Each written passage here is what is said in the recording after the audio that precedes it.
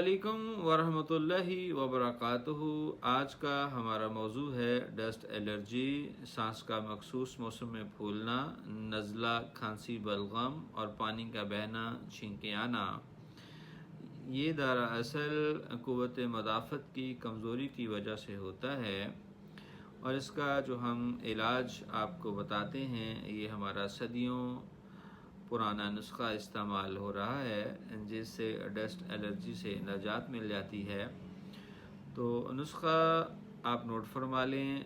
नुस्खा नोट करने से पहले आपसे एक दरख्वास्त है, आप हमें सपोर्ट करें और सपोर्ट करने का बेहतरीन तरीका हमारे चैनल को लाइक करें, शेयर करें, सब्सक्राइब करें और कम से कम 3 से 5 लोगों तक ज़रूर शेयर करें। ये ही आप हमें फेवर दे सकते हैं। तो आइए नुस्खे के अज्जा नोट कर लें।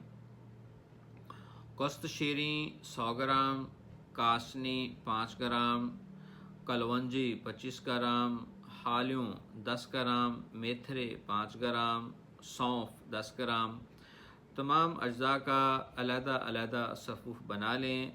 छोटा चाय वाला चम्मच आप सुबह, दोपहर और शाम ताज़े पानी या नीम गर्म दूध के साथ इस्तेमाल करें।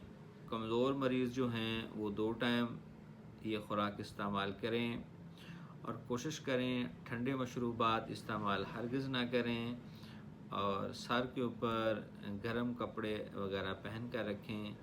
अगर गर्मियों का मौसम है तो ख़ुसूसी तौर